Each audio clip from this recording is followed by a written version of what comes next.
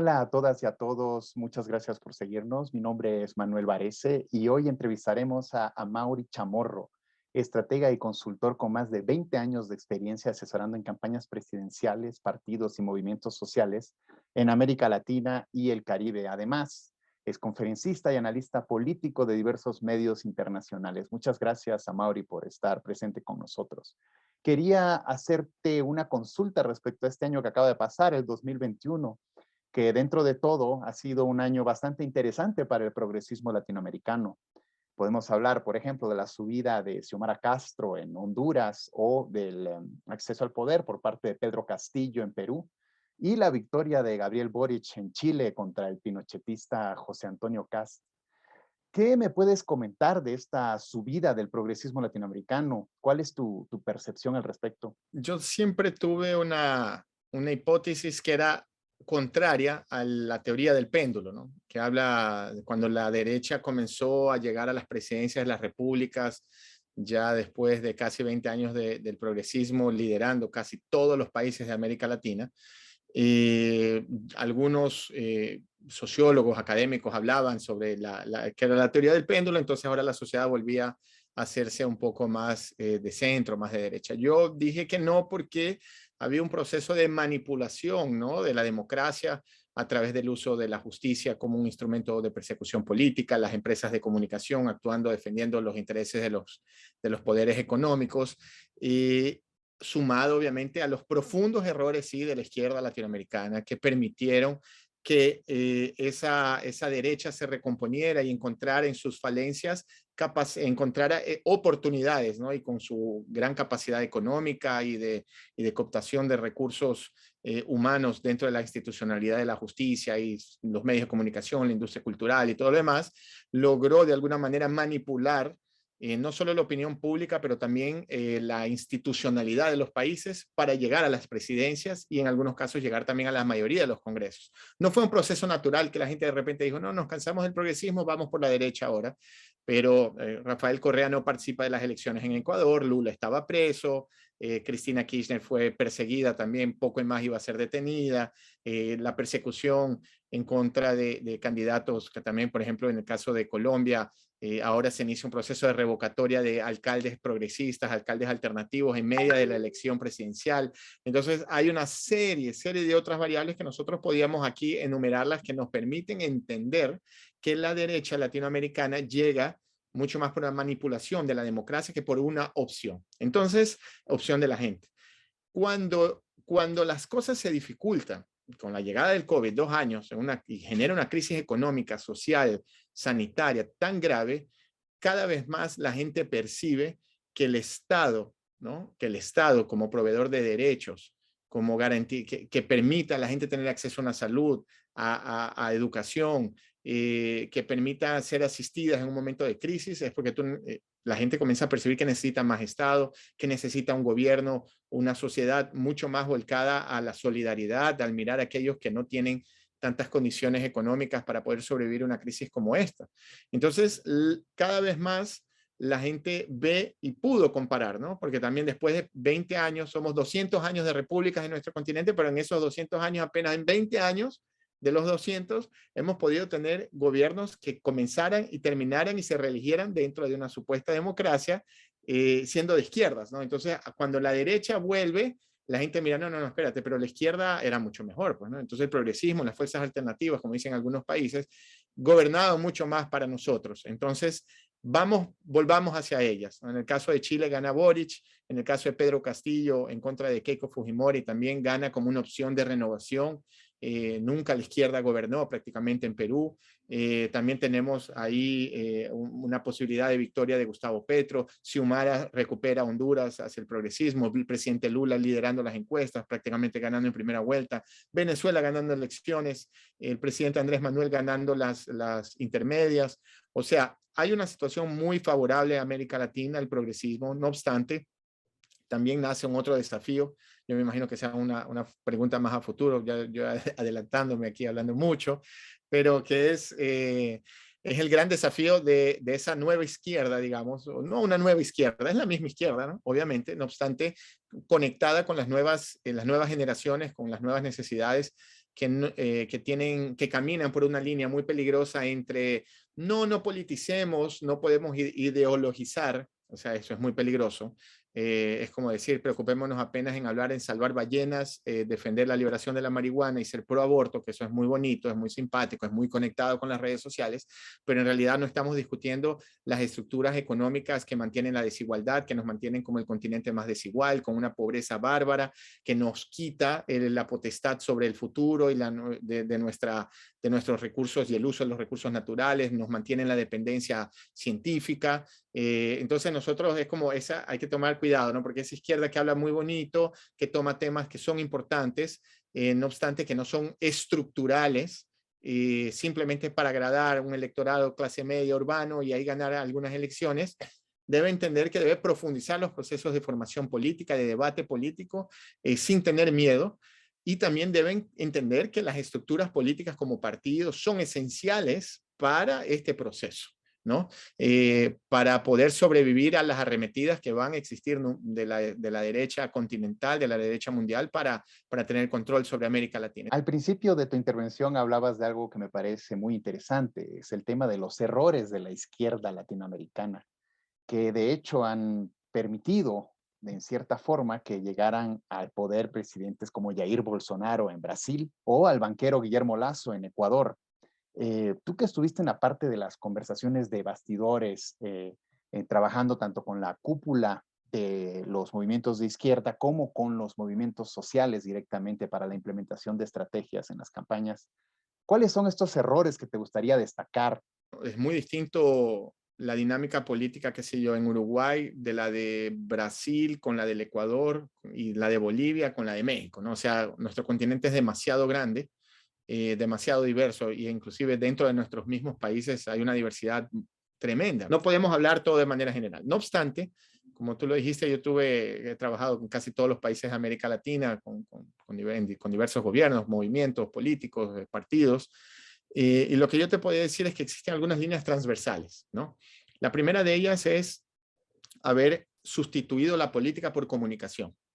Creer que campañas y las redes sociales son suficientes para gobernar o para transformar una sociedad o para profundizar procesos políticos, porque yo tengo un trend topic y porque yo consigo ser tendencia y porque hacemos unos videos en TikTok súper divertidos y es súper compartido, cuando en realidad eso no es verdad.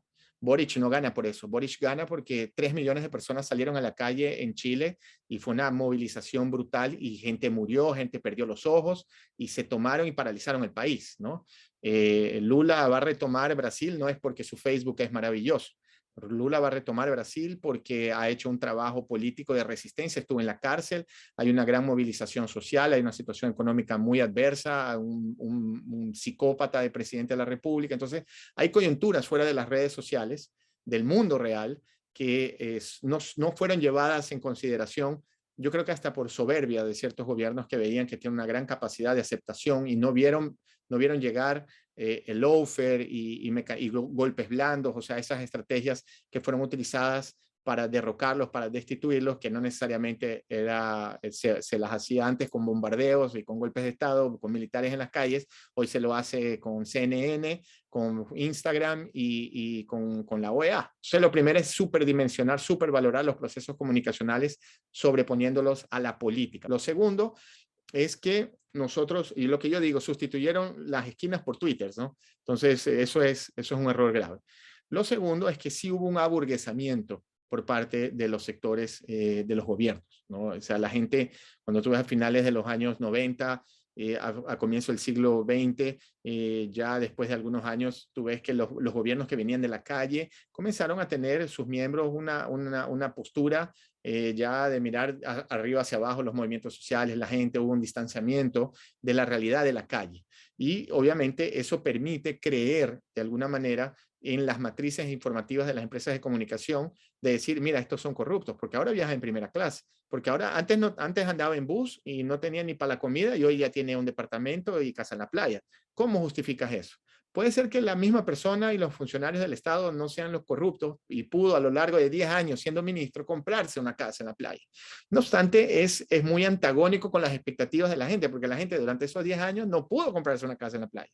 Entonces ves una distancia, una simetría en el discurso revolucionario de izquierda, vamos a cambiarlo todo, pero el beneficio de alguna forma y la actitud, la cultura generada, por eso yo hablo del aburguesamiento de ciertas capas medias de los mandos de gobiernos y de partidos, hizo con que la gente también se distanciara un poco. Lo otro es creer que de cierta forma tenemos que hablar y negociar con los sectores de derecha en el sentido de tenemos que hacer grandes pactos, grandes frentes para poder construir una unidad en países que tienen derechas muy agresivas, muy violentas, muy estructuradas, con mucho dinero, cuando en realidad yo creo que eso fue un error, ¿no? Creer que el diálogo y la convivencia con esta derecha fascista y de alguna que no parece ser tan fascista hasta hace poco tiempo, podría permitir construir un consenso de país y seguir adelante. O sea, la izquierda creyó en la matriz de las empresas de comunicación diciendo, ustedes están dividiendo al país.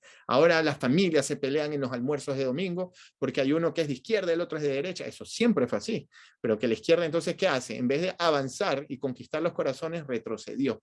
Entonces creó un tipo de relato que permitió el crecimiento de un fenómeno que es de la supuesta antipolítica, ¿no? Entonces tú tienes los candidatos de derecha que defienden las pautas del postmaterialismo, ¿no? Como la defensa del aborto, del matrimonio igualitario, de la liberación de la marihuana. No obstante, sus estructuras y proyectos, propuestas económicas son ultra neoliberales, conservadores.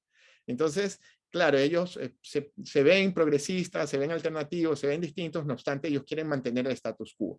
Entonces, y nosotros que reculamos, permitimos que esa gente pudiera crecer y ahí tenemos una serie de candidatos que han logrado fortalecerse. He sentido que las izquierdas han escuchado un poco más la voz de la gente, se están sintiendo como que tienen que haber algunos nuevos cambios. No obstante, hay mucho por hacer y ahora hay una gran oportunidad. Yo creo que es el momento realmente de retomar esa capacidad de no solo vencer elecciones, sino de hacer política, de profundizar los procesos, no quedarnos en el TikTok, en el feed, en el reel, sino de realmente construir poder popular, organización social, que permita tener a la sociedad civil a empoderarse de los logros, del bienestar de su país, de ese proceso de emancipación, y que pese que puedan tener diferencias políticas y de repente no optar por votar por un candidato progresista en un determinado momento, por el motivo que sea, sean capaces de defender los logros alcanzados, ¿no? Porque lo que yo veo es que la sociedad también aceptó el retroceso, ¿no? O sea, mira la situación del Ecuador, ¿no? Mira la situación del Ecuador. Entonces, es importante tener eso en consideración. Y una última variable, que es la llegada de las iglesias evangélicas, ¿no? Eso también, que no tiene que ver con los errores de la izquierda, pero la izquierda no supo trabajar y relacionarse con ese amplio sector de la sociedad latinoamericana, que son ya las iglesias evangélicas que vinieron con un proyecto político, económico. Yo digo que son el neoliberalismo en una expresión religiosa y muy violentos, muy vinculados a grupos paramilitares, al narcotráfico, a la violencia en todos los países de América Latina y que han llegado y se han instalado en las periferias, en los sectores más vulnerables, y la izquierda perdió ese espacio para este poder político económico que, bueno, ha hecho presidentes en algunos países. Has comentado una palabra que me parece clave y crucial hoy en día, que es el tema del lawfare, y que tiene mucha influencia en lo que es la democracia en América Latina. Quería saber si puedes explicar de manera rápida y sencilla qué es el lawfare y cuál es su influencia en la democracia latinoamericana. El lawfare, que es la guerra judicial, ¿no? El uso de la justicia como un instrumento de persecución política para impedir que las fuerzas progresistas de América Latina puedan disputar elecciones o ganarlas. Nosotros vivimos en una democracia construida a partir de un concepto de 1700, cuando la persona que la escribió, habló sobre los tres poderes, escribía a luz de vela, con una pluma de una paloma, porque no tenía cómo escribir, era la tecnología de ese entonces. Hoy tenemos el 5G, pues, hoy ya se hace turismo al espacio. Entonces el mundo en que vivimos es muy distinto. Entonces la manipulación de esa estructura jurídica, de la constitución, de los países, de las instancias que permiten creer que estamos en una democracia, es tan grande que nosotros vemos que el mundo es mucho más vulnerable, aún más nosotros en América Latina, que somos dependientes económicos del norte. Entonces es más fácil manipular esta democracia en que vivimos. Entonces ahora el gran desafío del progresismo y de las fuerzas de izquierda, las fuerzas de emancipación de nuestro continente, es repensar la democracia, repensar su justicia, repensar, no permitir crear las condiciones para que la justicia no pueda volver a actuar de la manera con que actuó, y porque después de la justicia también están las Fuerzas Armadas, que también son muy vinculadas a los Estados Unidos, a Europa, y en la mayoría de los países, y darían golpes de Estado sin caso la Embajada de los Estados Unidos ordene. Entonces, ¿cómo puede ser después de tanto tiempo que nuestro continente haya sido gobernado por las fuerzas populares, que instancias, fuerzas, que la fuerza militar, la fuerza armada y la justicia sean aún nichos conservadores pro Estados Unidos que están dispuestos a traicionar la voluntad popular, están dispuestos a asesinar las reputaciones o inclusive realmente asesinar líderes políticos, como es el caso de Colombia, que casi eso es, prácticamente todos los días ocurre, porque están defendiendo los intereses de los Estados Unidos y no de su propia gente, ¿no? Entonces tenemos que repensar, yo creo que es el momento para eso. Agarro tu última frase sobre los intereses de Estados Unidos en Latinoamérica. Como sabemos, ahorita el mundo es cada vez más multipolar y justamente AMLO, Andrés Manuel López Obrador, el presidente de México, retoma con fuerza el tema de la Comunidad de Estados Latinoamericanos y Caribeños, la CELAC. ¿Cómo ves tú ahorita este proceso de gobiernos progresistas que podrían fortalecer la CELAC, sabiendo que tenemos al lado a Estados Unidos con un gran interés en la región y que no deja de ser una potencia económica y militar? Yo creo que existen ciertas líneas rojas que nosotros como continente no podemos cruzar. Nosotros no podemos abrir mano de un proceso de emancipación y de integración de nuestro continente latinoamericano. La unidad latinoamericana es indispensable desde el punto de vista económico, comercial, militar, científico, educacional, lo que tú quieras, ¿no? O sea, nosotros como continente debemos trabajar hacia este proceso de integración que en este momento lo lidera, y muy bien liderado, el presidente Andrés Manuel López Obrador. Es un hombre que ha sido visionario en ese sentido, ha entendido el proceso, indispensable, el indispensable y el impostergable proceso de integración de nuestro continente, independiente que un gobierno sea de derecha o de izquierda. Es como la frase de Calle 13, ¿no? El que no quiere a su patria no quiere a su madre. O sea, nosotros no podemos no querer la integración. Eso no es posible. Es como decir, no, yo no quiero, no es necesario el oxígeno. Es casi ser un negacionista, ¿no? No hablar de la integración.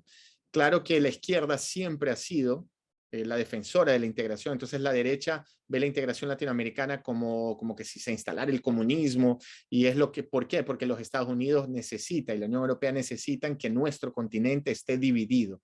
Lo que ellos quieren es tener que negociar aranceles de importación de carne con Uruguay, pero solo entre Uruguay y Estados Unidos.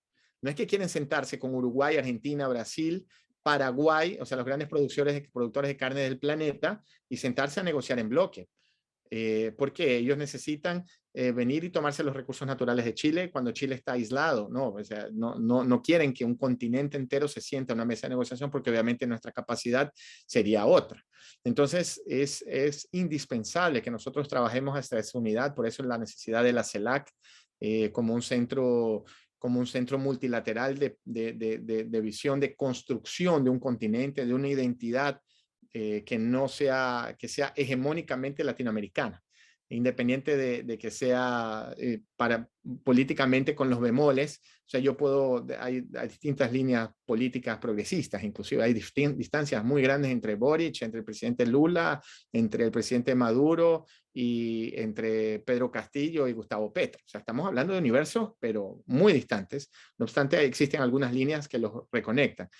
Y entre ellas está el tema de la unidad latinoamericana, la integración de nuestro continente para realmente sobrevivir y no sobrevivir por sobrevivir, sino para lograr acabar con la desigualdad, acabar con la pobreza, para lograr preservar el medio ambiente y transformar a nuestra economía para ser una economía de producción científica y no de extracción de recursos naturales, ¿no? Pero para eso, solo integrados, ¿no? Entonces debemos caminar hacia eso de manera urgente. Hay que acelerar ese proceso porque el tiempo se nos acaba. El mundo se está acabando, ¿no? El medio ambiente, ya el calentamiento global ya está ahí y si nosotros no nos movemos, será ahí sí ya inevitable.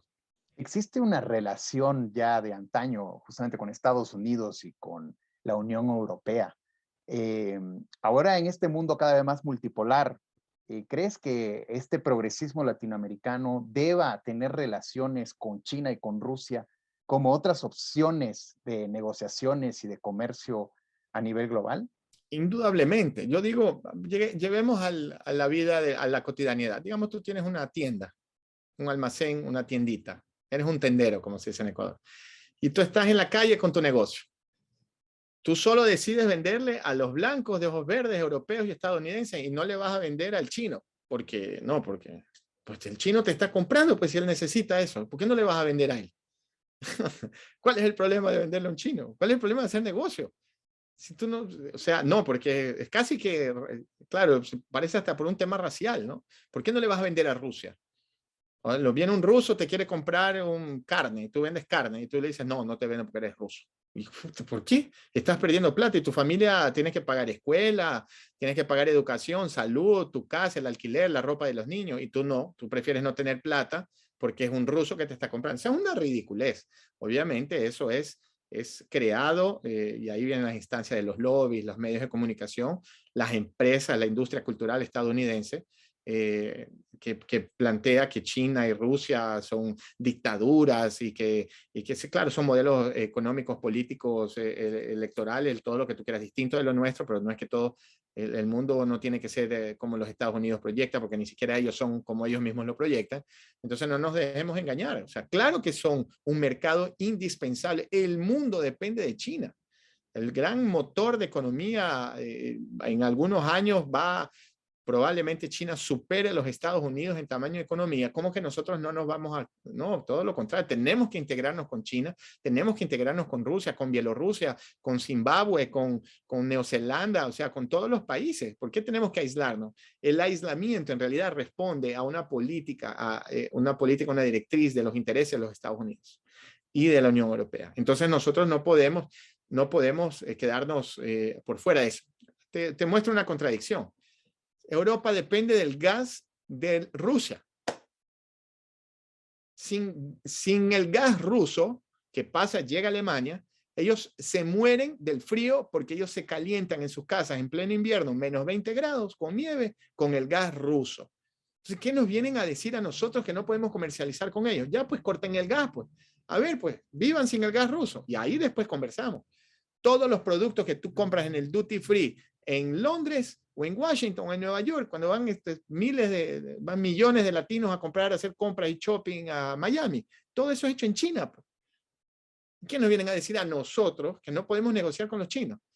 No sé, ese espíritu de esa élite criolla nuestra que quiere green card, que quiere vivir en Miami, en Boca Ratón, que cree que intenta imponer una política económica de visión de mundo súper segmentada. Eso es un horror, eso no tiene nada que ver. Y tampoco esas historias, no, pero usted está a favor del atropello de derechos humanos. ¿Qué atropello de derechos humanos? Mira cómo en América Latina se muere la gente en las cárceles. Aquí todos nosotros tenemos problemas de derechos humanos. ¿Y quién determina? Todos los países del mundo, Estados Unidos que bombardea lo que le da la gana y mata gente, mató 1 millón de iraquíes con una mentira de armas químicas, viene a decirnos a nosotros que no podemos venderle algo a China porque es una dictadura. Y ellos que son los dueños prácticamente de Arabia Saudita, que matan a las mujeres a piedrazo, porque un hombre la acusa de algo y la matan a piedrazo en plaza pública, y eso sí no hay derechos humanos ahí. O sea, por favor, esa es una ridiculez. En el aspecto de los avances de los derechos humanos, creo que no podemos dejar de mencionar al sector feminista latinoamericano que ha logrado varias victorias en Chile, en Argentina, en México. Y también quería aprovechar para tocar el tema del indigenismo y del movimiento afro. Son tres vertientes que son muy interesantes en América Latina, pero que no tienen justamente una bandera política, sino que son movimientos sociales que vienen de la sociedad civil y de una especie de hartazgo. ¿Cómo ves la relación de estos movimientos con el progresismo latinoamericano?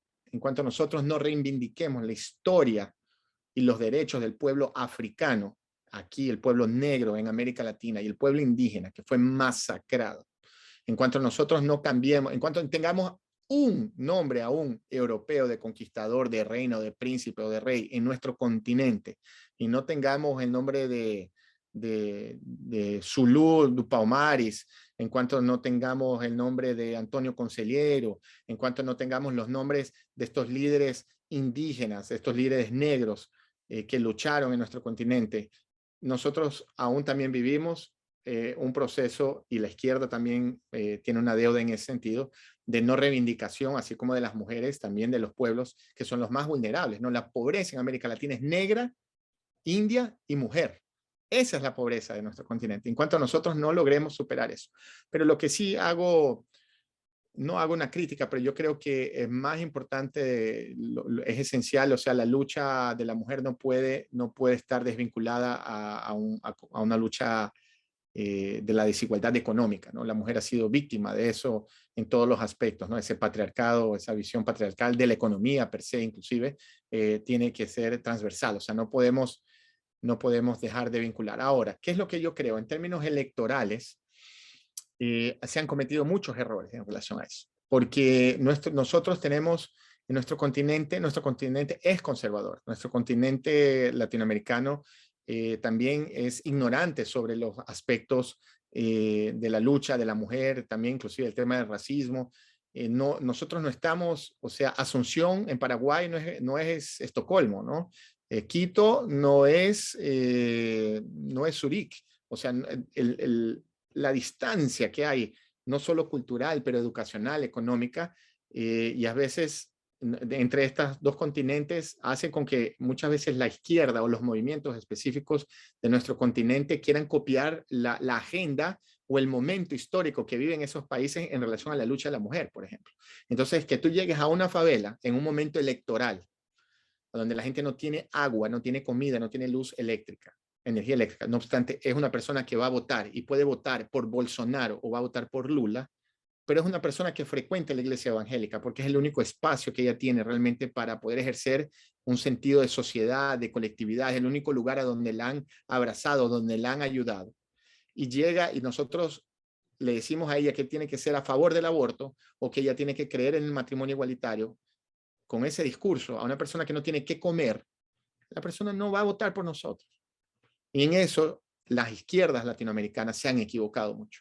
En poner en momentos electorales, no en la lucha política, ojo, eso no hay discusión, en la lucha política esto tiene que avanzar. No obstante, como caballo de batalla para una elección presidencial, la agenda feminista, para mí, es un error. ¿Por qué?